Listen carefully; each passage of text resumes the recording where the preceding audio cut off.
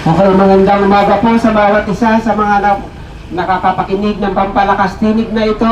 Napakinggan niyo po yung patotoo, yan po yung mga ginawa ng Diyos sa aming mga buhay, binago yung aming mga buhay, nakaranas ng kagalingan at napakaganda rin ng awitin kanina. Tayo'y mahal ng Panginoon, kaibigan. Kaibigan, marahil katulad din kita noon, maraming katanungan sa iyong buhay. Nung wala pa ako sa Panginoon, ako'y maraming katanungan sa aking buhay na sumibol sa kabila ng aking pagsisikap. Halos puro trabaho. Wala rin ako nung time sa Panginoon, galing sa isang trabaho, lilipat sa isang trabaho. Halos hindi na ako natutulog. Dahil napakahalaga ng mga bagay na yon, kaibigan. Ngunit isang araw nandun ako sa isang sulok, walang kain, walang ligo, walang toothbrush. Ang sabi ko, kunin na ako ng Panginoon.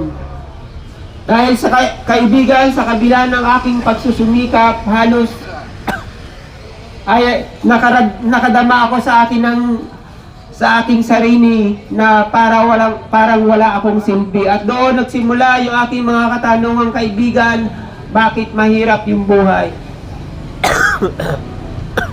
Bakit may kasalanan? Bakit magulo ang pamilya? Ngunit kaibigan, sa ganong aking katanungan, nagpatuloy yung aking buhay at ako nga po'y naabot ng salita ng Diyos na nabigyan ako ng babasahin na ito ng aming pinamimigay. At doon po nagsimula na kilusin ng Diyos ang aking buhay. Pumunta ako sa gawain ng Panginoon. Doon ko naunawaan unti-unti ang salita ng Diyos na kailangan pala balanse lang, na tayo naman ay maglingkod din sa Panginoon. Sapagkat tayo po bilang tao na nagkasala mula kay Eva at kay Adan, tayo ay mahal ng Panginoon. Kaibigan, marahil katanungan mo rin yung katanungan ko, kaibigan. Ayon sa salita ng Diyos na ang pinag-ugatan pala ng lahat ng mga bagay ng ating paghihirap, sakit, karamdaman, kaibigan, ay mula ng si Eva at si Adan ay lumabag sa Diyos. Ang ibig sabihin pala ng ating mga paghihirap ay yung pagkahiwalay sa Panginoon. Sapagkat kaibigan, kung tayo po ay mag-aaral ng Biblia, kung kayo po ay nakakabasa ng kasaysayan ng Biblia, yan po ay kasaysayan ng Diyos at ng tao.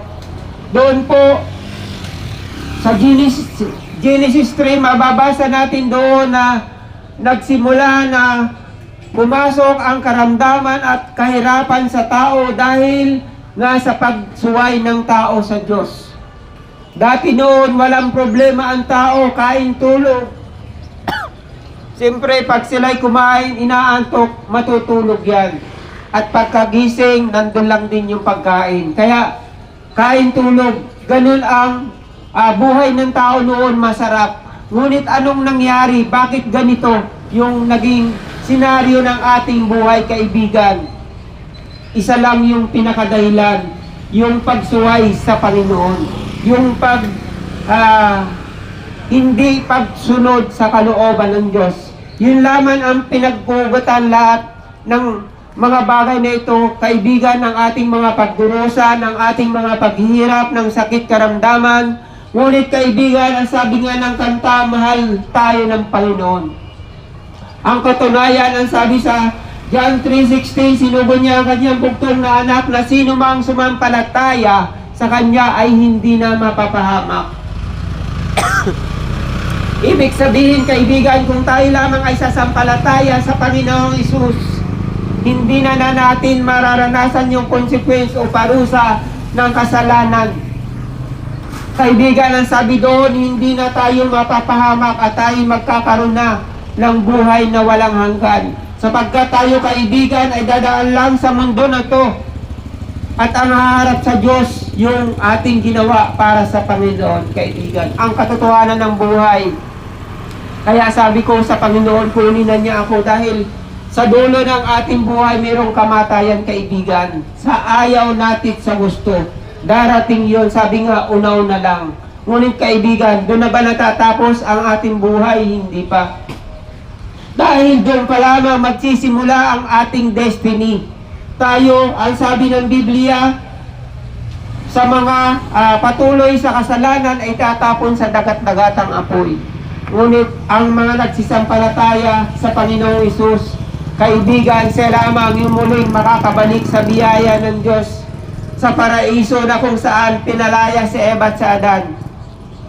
Kaibigan, dahil sa kasalanan, yung kasalanan na pinag-uhutan ng lahat ng mga bagay na ito, kaibigan, ang Panginoong Hesus, ang Diyos mismo ang gumagawa ng solusyon na kung saan yung kanyang nilikha na tayo ay alam niya yung ating pagkasira ng ating buhay. Alam niya yung ating mga sakit karamdaman, alam niya yung ating mga kinakaharap. Alam niya yung solusyon sa ating mga problema. Sabi nga kaibigan, sino ang makapag-aayos ng isang motorsiklo? Kaibigan, kung yan ay magkahiwa-hiwalay at hindi na gumana, hindi ba yung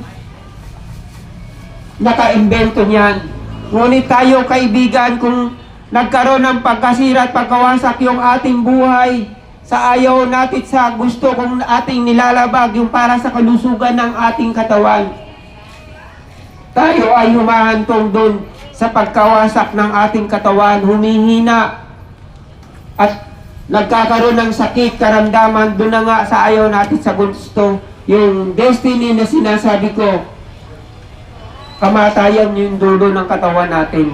Dahil ang pinag-ugatan niyan ay yung kasalanan. Doon po mababasa natin ang sabi kay Adan, dahil sinuway mo ako, pagpapagalan mo ang lahat ng iyong ikabubuhay at mababalik ka kung saan ka nagmula. Ibig sabihin doon sa lupa. Yun po yung naging senaryo ng ating buhay. Ngunit kaibigan, ang dala namin mabuting balita. Ang katunayan ay ang Panginoong Hesus na kumilos sa aming mga buhay. Siyang nakaranas ng mga iba-ibang himala ng kagalingan sa mga sakit, karamdaman ng himala sa kabuhayan. Kaibigan, nakita ko yung pagkakaiba ng tao na naglilingkod sa Diyos at hindi naglilingkod. Nakita ko kaibigan yung balansing buhay na binibigay yung para sa Panginoon. Ang sabi nga ng salita ng Diyos, ibigay ninyo ang para sa Panginoon, ang sa Panginoon ay sa Panginoon, at ang kay Cesar ay kay Cesar. Yun ay katotohanan kaibigan, hindi lang sa pananalapi, kundi yung pagbabayad ng halaga. Magkaroon tayo ng panahon din naman ng balancing buhay para sa Panginoon. Kaibigan, yan po yung naunawaan ko sa aking buhay. Tayo dadaan lang sa mundo, lahat ng pinagsikapan natin kaibigan, kanino kaya mapupunta? Sabi nga, kung umidad tayo ng 100 taon, iba na naman yung maaari ng iyong pwesto ngayon. Iba na namang tao yung nandyan. Iba na naman yung may-ari ng iyong pag-aari na yan. Iba na naman yung mga tao, bagong tao na naman, at tayo dahil sa paglipas ng panahon ay makakalimutan na ng panahon. Ngunit kaibigan, ang sabi ng salita ng Diyos, tayo'y pansamantala lamang mabubuhay sa mundo na to, at pagkatapos nga ng kamatayan, tayo harap sa hukuman ng Panginoon. Kaibigan, kung tatanungin ka ng Panginoon, pagharap mo sa huling sandali na yun ng iyong buhay, ano ang iyong isasagot? Kaibigan, napakasarap sa buhay na maging payapa ka. Kaibigan, ang tunay na kapayapaan ay yung mapagsilbihan mo ang Panginoon na pinagmula ng iyong lakas. Ang ibig sabihin ay ang Panginoon, kaibigan, na kung saan doon tayo haharap at magsusulit kung ano yung ating ginawa para sa Kanya. Dahil kung tayo may layunin sa ating mga buhay, tunay na nga may mas lalong layunin ang Panginoon. Bakit niya tayo nilikha? Hindi niya tayo nilikha upang pahirapan lang, magdusa lang, mamatay, at pagkatapos wala na, kaibigan.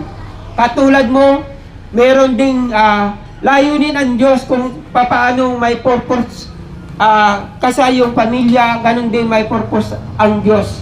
Sabi nga, siya yung mayroong pinakamagandang plano sa ating buhay. Kaya naman kaibigan, pinagsisigawan namin ang mabuting balita na ito ng libre. At ito yung panahon ng kaligtasan mo at kaligtasan ko. na dapat nating unawain ang ginawa ni Kristo, kaibigan, sa krus ng Kalbaryo, na kung saan binayaran na yung ating mga kasalanan, kaibigan.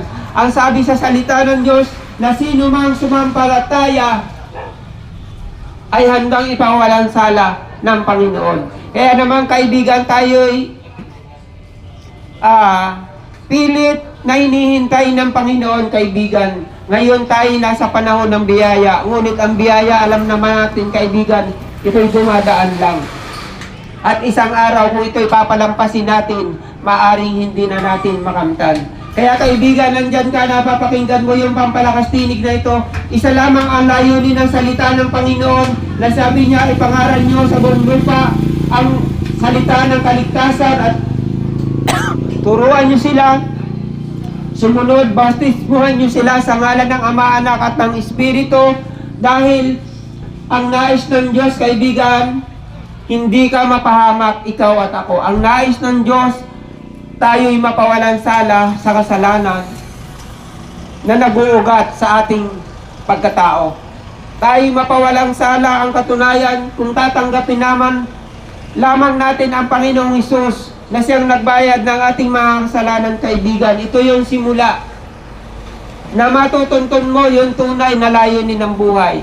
Ang tunay na layunin ng buhay ng Diyos para sa iyo at para sa akin ay magkaroon ka ng masaganang buhay at magkaroon ka ng kaligtasan, kaibigan. Dahil sa ayaw natin sa gusto, sabi ko nga, may impyerno at langit na sinasabi ang Biblia. Nakakatakot, kaibigan, ang sasapitin ng mga taong patuloy na sumusuway sa Panginoon. Kaya po tayo may pagkakataon pa, narito pa tayo sa panahon ng biyaya, gawin na natin yung ating bahagi para sa Diyos, sapagkat lahat naman tayo ay binigyan ng pagkakataon ng Diyos.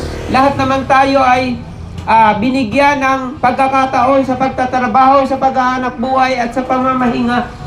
Ang sabi nga ng Panginoon, ginawa niya ang mundo na ito sa loob ng 6 na araw at yung isang araw ay nagpahinga siya. Tayo naman ay meron din namang ginagawa ng ganyan dahil tayo mga relihiyoso. Tayo merong pamamahinga, ngunit kaibigan, ano ang ginagawa natin para sa Panginoon? Ito yung panahon, kaibigan, hindi ko napapakahabain ang salita ng Diyos. Isa lamang ang layunin ng ginawa ni Kristo sa krus ng Kalbaryo. Matanggap mo ang kaligtasan na kanyang ginawa. Kaibigan, bayad na yung ating mga kasalanan. Ang sabi ng salita ng Diyos, kung sasampalataya ka lang at tatanggapin mo ang Panginoong Hesus, yun na ang katumparan na mapapawalang sala tayo sa ating mga kasalanan. Kaya nandiyan ka, kaibigan, tayo'y mananalangin at tatanggapin natin ang Panginoong Hesus na siyang nagbayad ng ating mga kasalanan. Ang sabi doon sa salita ng Diyos, ang sino man sa Kanya ay nagsitanggap, ay pinagkalooban niya siya ng karapatan na maging anak ng Diyos. Kung tayo'y pinapaging anak ng Diyos, di ba tayo magmamana lahat ng nasa Kanya? Sabi nga, kung naibigay yung bugtong na anak, ano pa kayang hindi kayang ibigay ng Panginoon para sa atin, kaibigan? Kaya ikaw yan, kaibigan, handa ka na gusto mo magkaroon ng katuparan ng pagliligtas na ginawa ni Kristo sa cross.